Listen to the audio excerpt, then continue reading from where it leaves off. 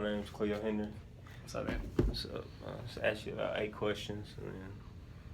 So why did you choose this profession?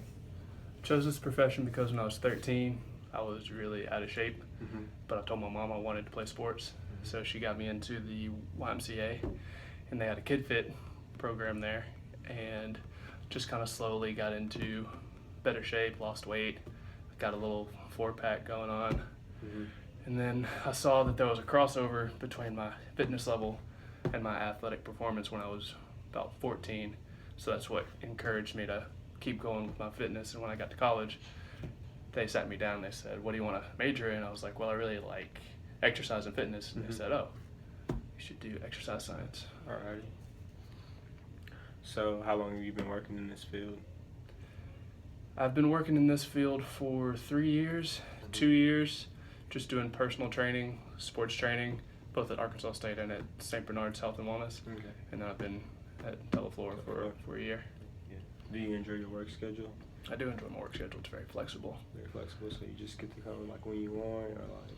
It's flexible in that I'm here from 9 to 5, 9 to 6, Mm-hmm. and I can pretty much choose when I want people to come down, when I want to take lunch, and then it's just very flexible with vacation time and personal time. Okay. So, what's your philosophy like in regards to training? My philosophy in regards to training? Mm-hmm. My philosophy in regards to training is just focus on getting stronger. Mm-hmm. I have a lot of people that like to worry about the scale, how much weight they've lost, what their weight is.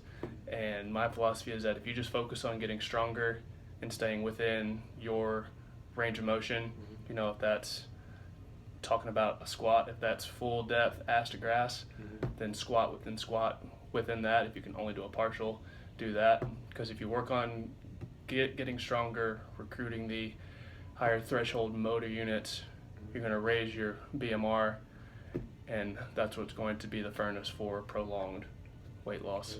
Yeah. So, do you truly have a passion for your profession? Oh yeah, I don't think I would be here today if I didn't have a passion for it. Okay, so here's a question. So, like, what are some of the challenges you face, like, being a personal trainer? Being a personal trainer outside of Teleflora, Mm-hmm. the challenge is just getting enough clients. The clientele.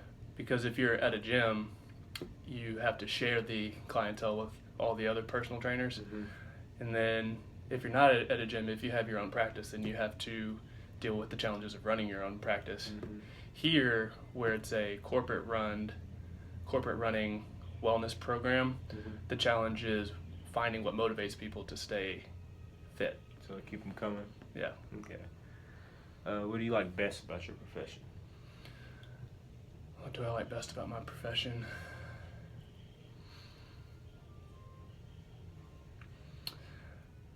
I'd say I like best is the impact that I can have on people's lives. Mm-hmm.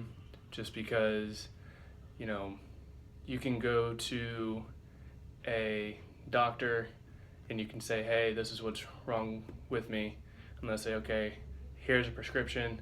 Take this. Come back and see me in 5 months." Okay. Me, someone will come to me and say, "Hey, I have this issue. I want to lose so much weight," or, I have diabetes and I need help controlling it.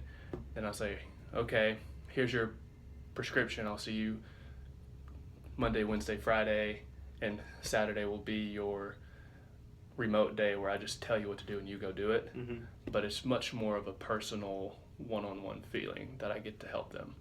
Okay. So, like, is this where you want to be, or is this basically like a stepping stone to something bigger? This is where I want to be right now, Mm-hmm. but ultimately I would like to move up the ladder. If that's staying with my current company but just having more people under me, then that's great. But if that means that I have to move somewhere else to get more responsibility, then that's what that'll have to be. Basically, then, like, what's your vision at the end? What would you see yourself doing in the end? If you had everything you wanted and got to do everything you wanted to do with this profession. A nice ass gym, Mm-hmm. like outfitted with Rogue. So like CrossFit type deal. Yeah, I'm not really big on machines. Mm-hmm. I'm more of like all you really need is a good barbell and a good set of plates. You can do just about anything. But long term, I would like to see multiple people under my watch, under my programming, and working with a much more engaging community, because like I said, one of the hardest things here is finding what motivates people to stay in here. And so I'd like to see my clientele grow by about 4 to 5-fold. So right now I have about 20 to 30. I'd obviously like to work with somewhere between 100 and 200 people on a grand scale.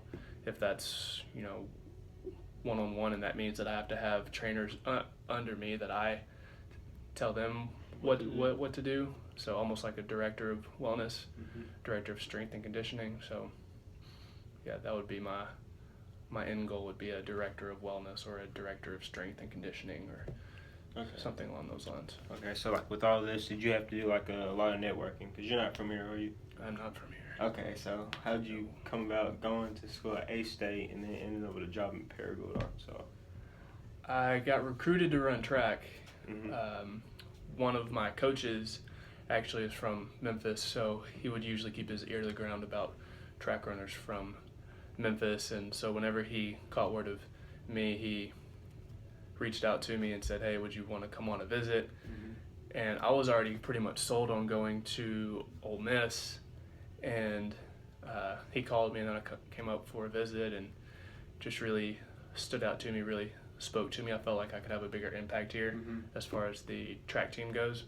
So that's how I got here. And then as far as Paragould, I was asked to do a redshirt year my senior year of college, but I had already finished my bachelor's degree in exercise science.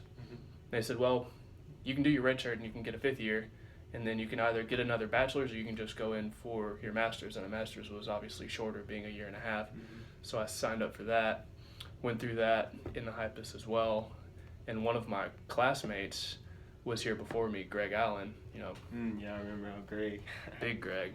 And whenever I saw that he was leaving, I got in touch with him and said, hey, can you put in a word for me? And he said, yeah, man, just send me your resume. And I think the next day they called. Yeah, they called? Okay. That's awesome. So, maybe with this, like, what advice would you give someone pursuing this profession? What advice would I give someone pursuing exercise science? Yeah, like what steps should they take? Who should they talk to maybe?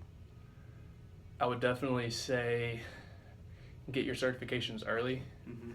I got my CSCS once I got here, but a lot of places want to see you having, a ACSM, CPT, or an EPC, certified exercise physiologist, because that's the degree required certification. You just have to have a high school diploma to get your CPT, but once you get your bachelor's in exercise science, you can sit to take the EPC.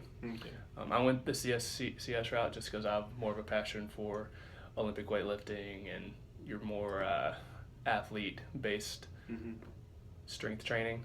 But I would say get your certifications as early as you can, just because most employers in this profession want to see that you have that extra little bit of knowledge.